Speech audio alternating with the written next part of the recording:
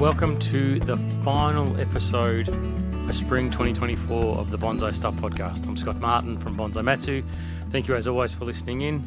And I guarantee this episode will be of interest to almost all of us in Australia. We've got a few things to cover off on the podcast this week, being episode 46 for the year. So they're smashing out. I want to talk about something that was raised with me when I was over in Western Australia, which was about trunk development strategies, because I think that's really important, especially as we've just got to the end of the spring period and there may be a final trim to do, and it just might be something that we can harness a little bit longer to help with developing trunks. So I want to talk about trunk development strategies. The main thing I want to talk about, though, is being ready for summer. This is the final episode for spring, so next time you hear the dulcet tones of my voice before you fall asleep, will be to listen to me talk about, hey, welcome to summer and it's hot and it's crazy and you've got to be prepared. So this episode is just talk about a few strategies that I think you've got to get in place now.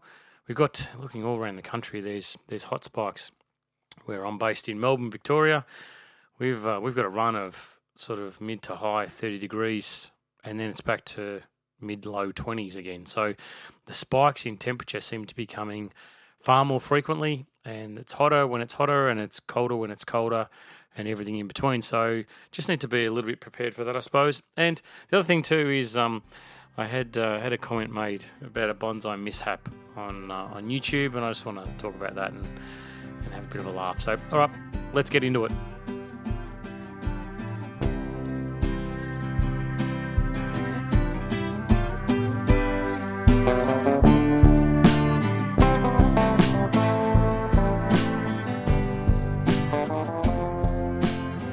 So after this episode, you're going to hear me rabbiting on about decandling of black pines. It'll become something which will be a focus, like if you remember when I talked about watering system, decandling black pines will be one of the things that is going to be all over my attention and my focus from the following episode.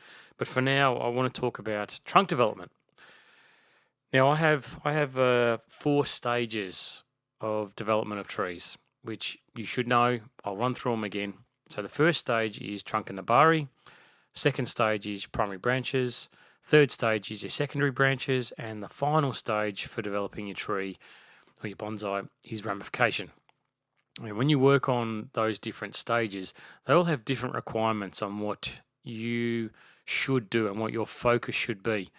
So if we just talk about stages 1 and stages 4, I'll explain why we can't do those two together. So if you're looking at ramification, which is often something that we all look towards with our bonsai, if you start ramifying your trees too early, before you've ticked off on all the other stages of development, so trunk and nebari, stage 1, if you're working on stage 4 being ramification, then to ramify things, what we're doing is we're pinching, we're pruning, we're cutting back hard, we're going back to the first set of buds, or if it's an alternate leaf pattern, we're going back to the second or third bud on a branch.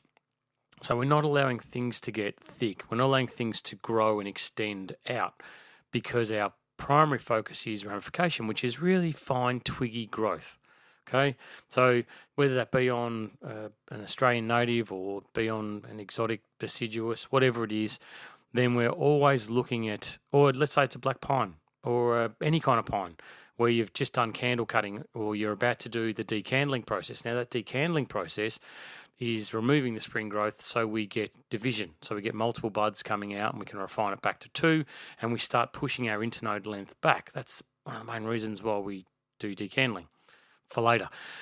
But when you're pruning your deciduous trees or your Australian natives and you're pushing back, it's to keep the fine twiggy silhouette of your bonsai, of your structure. So if your focus is on twigginess, ramification, then you're pruning, right? If your focus is back on stage 1 is on trunk development, then you're thinking about how can I get the trunk thicker, how can I develop it, how can I make it taller, how can I make it longer, how can I put more of a bend into it, something like that. Whatever the focus is at that stage, then to get thickening, we need lengthening, okay? The longer something grows, the thicker it's going to get. Whatever is shooting out, the longer that gets, and whatever it comes into connection with at any point along the trunk, from that point down on the trunk will get thicker as well. So if you're still developing a trunk on your bonsai, then there's no way you should be focusing on ramification, because your trunk thickness will always stay very petite. It won't grow very much because you're not allowing any extension on the tree. Sure, you'll get over a really long period of time, you'll get those growth rings forming, and sometimes it's really nice to have a delicate trunk that's very old. That I'm all for that. I'm not saying that every trunk has to be, 30 centimeters across at the base. That's definitely not what I'm saying. What I'm saying to you though is, if this is for each individual, if you're focusing on wanting trunk development, stage 1, then don't focus on ramification, stage 4. It's really, really simple. It's hard to do. I get it. I know it's really hard not to get out there and prune everything because it looks shaggy like a dog's breakfast. And you're thinking, oh, God, this would look really nice. If I just give that a quick cut here and here, back, I'm back to my beautiful silhouette of a lovely bonsai. But to achieve the silhouette, you're stopping lengthening, you stop lengthening, you stop thickening. So if you're, and this is for a friend of mine, Randolph, over in Mandurah in WA, he was talking to me about trunk development, saying, a lot of people have this focus on structure as opposed to trunk thickness. And what do you think? And maybe you should talk about it. And I agree 100%. The trunk is everything's important on a bonsai, but that initial, jaw-dropping moment when you look at a bonsai, you always start from the nebari, you work up the lower trunk, and then you evolve into the other areas of the tree. But to get into that first part, to be drawn in, to hold the attention of the viewer, that trunk needs to be attention grabbing. It needs to be significant. It doesn't need to be massive, but you need to develop that part first. And once you've got that part right, or you're getting close to having that part of the bonsai's design ready and close to finishing, then you can start moving on to your primary branches.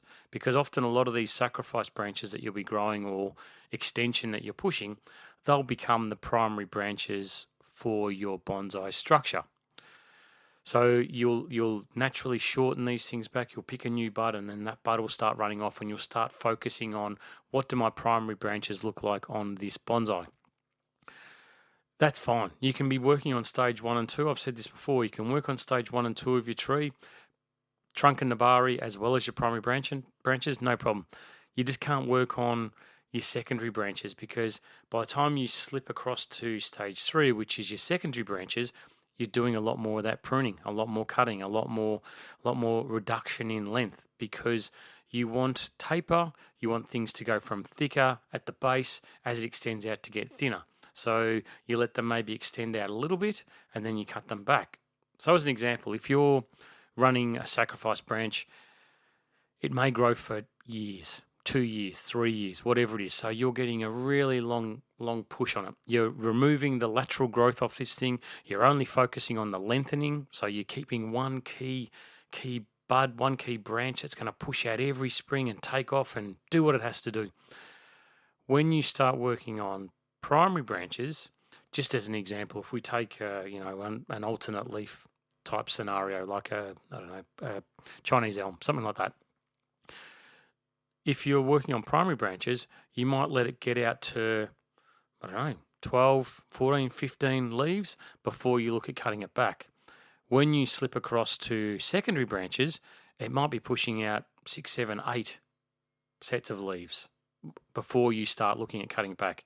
When it gets to stage 4 ramification, it might get to 2 or 3 or 4, and then you're looking at cutting back. So that's the big difference. So you can see that on one hand, when you're developing your trunk, you're really encouraging that big push of growth, and your fertilizing regime and your repotting regime is for vigorous growth. Right, so it's more aggressive. You may be repotting far more frequently because you want rapid root growth. Rapid root growth results in rapid foliage growth. Rapid fertilizing, you're dumping fertilizer on there because you want uncontrolled growth that is directed in a certain point to a sacrifice which is going to allow for thickening. As you move further down the scale, once you get to that ramification stage, if you're repotting every year and if you're fertilizing like crazy, you're going to have uncontrolled growth, which you're going to go to sleep one day, wake up the next day, and you're going to see this massive extension of growth. And you're going to go, oh my God, now I've destroyed all that fine detailed growth that I'd worked so hard on. I've been pruning, and suddenly it's got out of control.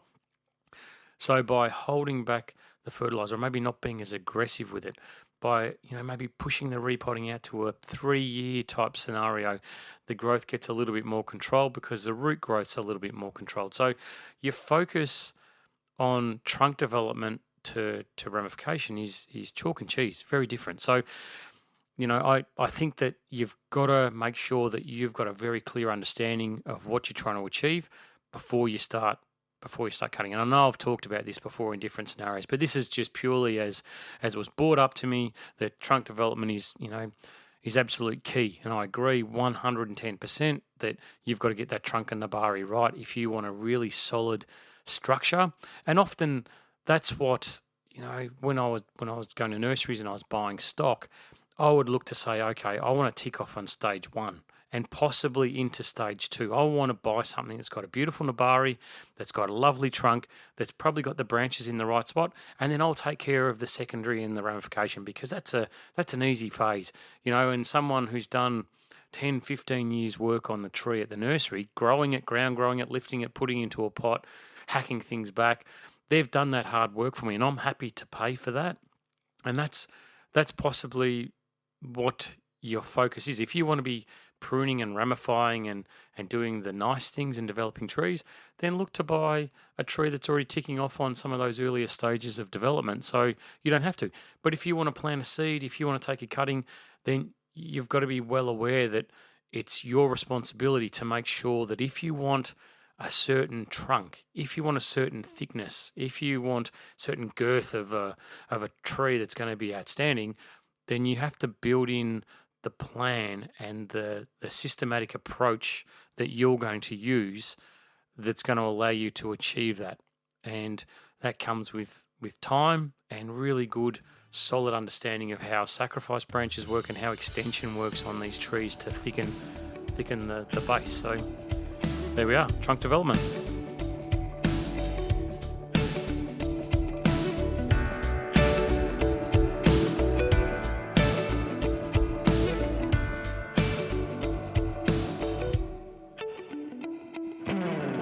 I love summer. I love warm weather. I love going for a surf if the swell's there when it's hot.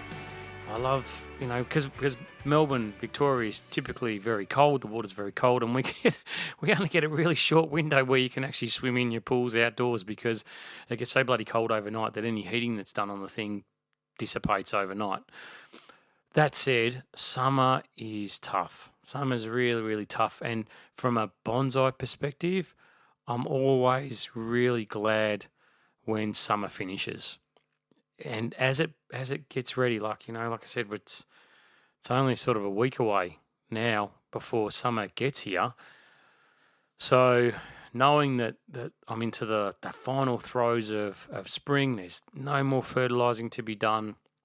There's, I've got to be keeping an eye on things from a pest and a fungal point of view, because the trees, if they get stressed from here on out, first thing that happens is these nasties sort of start to take hold and can really do some serious damage. And with summer comes stress, heat stress, comes stress for you, and it comes stress for your trees. So you need to be prepared. And from having travelled across the country, up north and across, there's all different strategies that people have. And I don't believe that any one in its own environment is correct, and I definitely don't think that what I do is perfect for everybody that listens to this podcast. So you need to think local as to what the best strategies are. And I can tell you that as an old bonsai dog, someone that's done it for a long time, that's been really happy with what I've done with my approach and how things look at the other end of summer coming out of it, give myself a pat on the back saying, well done. You might have had a few little slip-ups with things that didn't get repotted that should have, but your watering's been good. Leaf burns, been managed because you've repotted when you should have. on vast majority of trees, you've got great transpiration, you've really well fed and fertilized and built the strength and health of your trees and blah, blah, blah.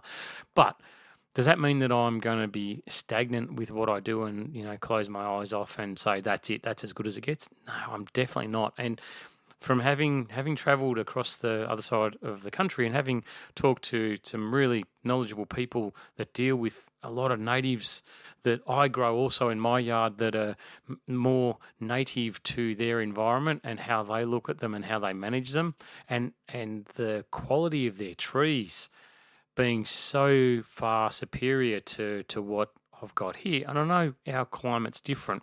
I get it, but I'm definitely going to try new things. I've been out to the big green hardware store this morning, actually this morning of recording this podcast, and bought some shallow water trays for a few of the natives that tend to love growing in water. Now, I would never, ever have considered it, and I won't do it for exotics, not where they're sort of the base of the pot is to stay submerged within water, but the natives that I know and I've seen have grown exceptionally well that have been in water trays, thanks to the WA bonsai crew.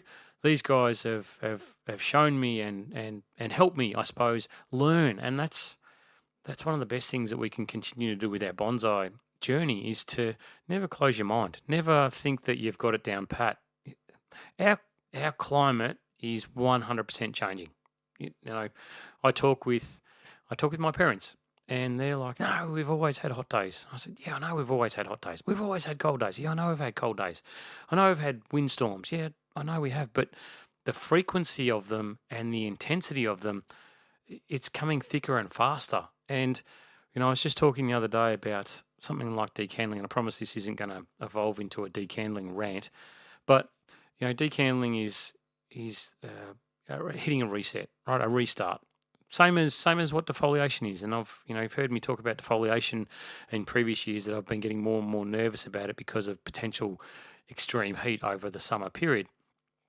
So if you think about something like decandling, where it's the growing period starts at a certain time, it finishes at a certain time, and somewhere in the middle we hit the reset button by cutting off the growth, and we expect new buds to grow, get to a certain point, needles to get to a certain point, so the tree can still keep its strength and its vigor and photosynthesize, and we shorten the internode and shorten the needles, all the usual rubbish that you've heard me rabbit on about with decandling. But with the climate, getting more extreme and temperatures getting hotter for quicker periods and colder, and instead of a nice smooth bell curve where it starts out nice and smooth and cool and gradually gets warmer and warmer and then suddenly stays hot and then suddenly gradually gets shorter, like daylight hours do that. They are very, it's natural. That's the way the world spins. So temperature isn't matching with the daylight anymore. It's starting to change. So I wonder whether that bell curve, rather than being which is the growing period, that's what I'm talking about, the length of time that our trees are going to grow for. Sure, they'll still grow. Sure, they'll still do what they have to do to survive. Of course they will. But I wonder whether that bell curve gets a lot closer together, so the growing period therefore gets shorter. So where we've considered things like defoliation, the removal of leaf mass so we can generate a second flush of growth or whatever it is, I wonder whether, and decandling, whether the timing for that over the next 20 years will look to change, because that growing period suddenly becomes a hell of a lot more condensed, so instead of, I'll just pick some dates, but instead of, start of September growing all the way through until the end of April, let's say, for Southern Hemisphere, I wonder if it's suddenly going to maybe start looking towards October and finishing in sort of March. So therefore, the decandling window suddenly changes drastically. And I know this is what it's like all around the country. I decandle early December, but I know other people do it at different times of the year, and I'm not saying that anyone's right or anyone's wrong, because it's your climate that dictates when you do these things. But I just wonder if we all need to be on the ball and not just automatically do these things in the future, because it might, things may change. And I think we've just got to read our trees and see where they're at. And, our summers in Melbourne, last couple have been quite humid, quite mild, not extreme. Here we are into the last little bit of spring, and we're jumping into mid to high 30s straight away for a period of time. And the threats from the weather department, Weather Bureau, are that we're going to have a hot, dry summer, which is what they've said for the last couple, but we haven't. So who knows? But from our perspective, from our bonsai management perspective, this summer preparedness and how you look after it, it's like living in a bushfire zone. You don't wait until the heat of summer to start clearing back trees from your property and cleaning your gutters out. You get onto this stuff nice and early. So this is a final reminder that if you can, and if you're inclined, if you're thinking about doing something like, water trays, or you're thinking about a watering system, or you're thinking about any kind of preparedness that you can do, now's your chance, because you don't want to get caught by surprise. You don't want to be caught out where you're sitting there going, geez, look at the forecast. The next week is going to be high 30s and I haven't done this, and this, but I'm committed to going away, or I'm committed to whatever work, or I'm not going to be home, whatever it is. I just think that this is a really timely reminder for all of us, me included. Like I said, I've been out and done extra stuff around the yard this morning in preparation for summer. And if you do have a watering system that you don't use frequently, check, if it's battery operated, check the batteries, check the wiring, look at the solenoids, run the system on and off for a couple of days without hand watering, just to make sure that you can rely on it. I've had some really awesome, really awesome feedback from some really keen bonsai people that have spent the time for months and months and months preparing for going away, especially in the lead up to this heat, and to get great stories of returns, or while they're away still, to know that their systems that they've worked so bloody hard on have worked, and their bonsai have thrived, not just survived, but really thrived in those conditions as well, that environment that they've created. That's awesome, because, I know watering systems aren't the be-all and end-all. You shouldn't rely on them 100%, but they're great. That if you're tied up for whatever reason, and you look outside and think, I've been caught by surprise, run it for a couple of minutes, bang, turn it on, run it when you're not there, gives you that chop out, and make sure that your trees can continue to go on. So anyway, that's it. No more talk about summer, because next time you hear me say the word summer, it'll be here.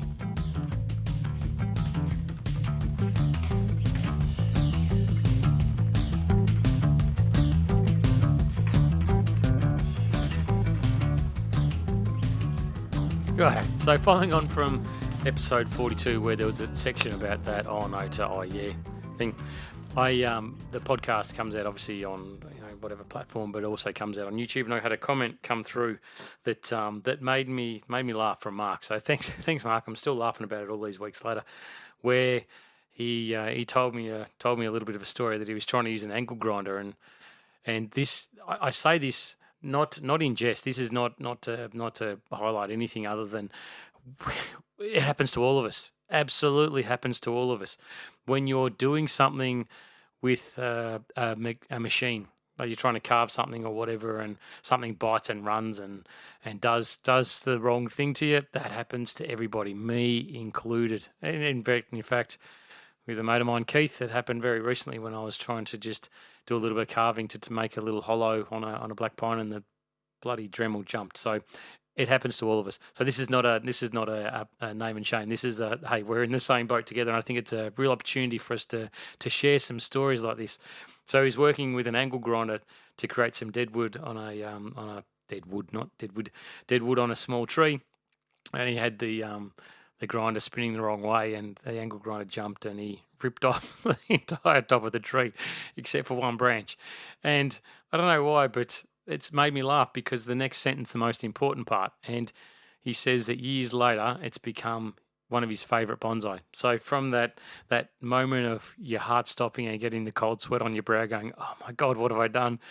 It can turn into your favourite tree. And I think that we've got a real opportunity with this podcast to share. So if you've got any funny stories about mishaps that don't involve personal injury. I don't want to hear that sort of stuff. But with your trees, especially when it's got a lovely outcome, share them, because I'm sure it's something that we'd all love to hear. I've had lots. I was working away in Western Australia at a workshop, bending a tree.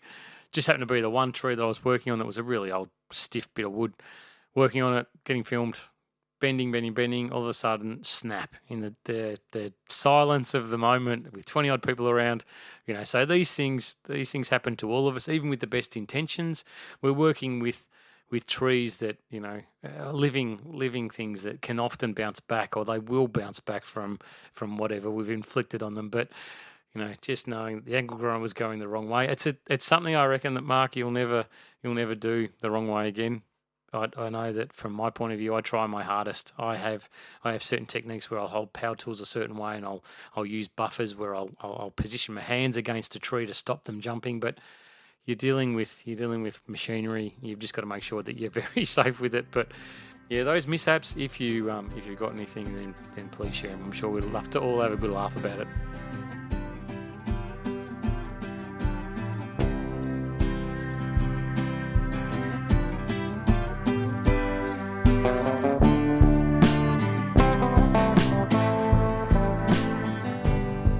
Now, I must admit that this podcast often surprises me in a really good way to the reach that it has, and I think that the consistency of this thing coming out every week, which takes a lot of effort. it takes a lot to put this together, but to have people come into my workshop or to message me, say things like happened just last night, where I was talking to someone else, and then someone else in the room said, "You know what? When I'm working on my trees, I hear your voice saying this in the back of my head," and it was really cool that that the things that I push out and that I support and that I encourage actually make a difference. It's really nice, and especially from the point of view that I get to see firsthand where people's journeys take them, and that it's made a difference. So from that point of view, it makes me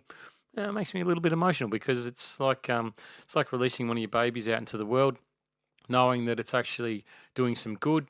It's a daunting thing when you put yourself out there like this, and I know there are other podcasts out there, and you should listen to everyone. You should watch as much as you can. You should spread your wings, because one of my passions with what I do is education. I love bonsai, but the education side that's linked to bonsai, I love even more. I value nothing more than getting in the workshop by myself, putting on some music, having a beer or coffee, and working on a tree, and just enclosing myself in that environment with the tree, and feeling that connection, and making sure that I'm doing absolutely everything I can. But I get a massive kick out of, and I strive to educate as much as possible, and use this platform not just to tell stories. The interviews are part of what I do. Talking to other people is great. A lot of podcasting that I've listened to outside of this in the sports world or whatever, it's always someone interviewing someone else, and I get asked, why don't you interview more people? I do. I do have plans to interview more people. In fact, there's a few coming up over the next month or so of different interviews that I've got planned that I've worked on with different people. But my focus is not to entertain. Entertaining's part of it, definitely, and that's where those stories, the mishaps, I reckon, will be a cracker. But my intention is to educate, because if I can pass on one little thing every now and then that you pick up on, like last week we were talking about candle cutting, and the amount of messages I've had about that was like, oh wow, that's great, that's awesome. You've explained it. All the questions I had have been answered. Awesome, that's brilliant. And sometimes along my journey, it would have been really nice to have someone just paint by numbers tell me some stuff, so I can go, oh, cool, great, now I can use it, rather than just seeing someone's beautiful tree and then trying to draw blood out of a stone, trying to get as much information as you could. It's like, you never know. You have to learn this stuff sometimes the hard way, and that's crap. That's rubbish. You don't have to learn anything the hard way, and that's what this podcast is about. It's about embracing the transfer of information between me and you. You invest your time, and you know what I think about your time. Your time is the most valuable thing you've got, and rather than entertaining you, I'd rather educate you, because I think give a man a fish, it makes a big difference as opposed to teaching him how to fish. So with education and confidence comes results. That's my key driver with this podcast. So I do appreciate you listening in.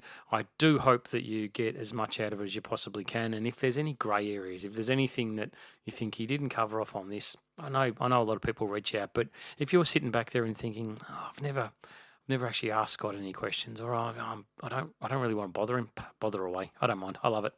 the more people I can help with their bonsai journey, the better. And I think generosity is something that possibly is lacking around the world. So if you can take something from me and then pass it on to someone else, and the bonsai world gets bigger and better and stronger, then hey, that's good for all of us. So thanks for listening in, as always. Thanks for the support to the subscribers. It means a hell of a lot. I love the new ones that have got on board, but I love the ones that have been there since the start as well. It means a terribly great amount to me, and encourages me every week to get my notebook out and write down notes and think, how can I make this interesting, and how can I touch every single person that's listening to this podcast and make sure they get something out of it. So anyway, until next time, happy bonsai.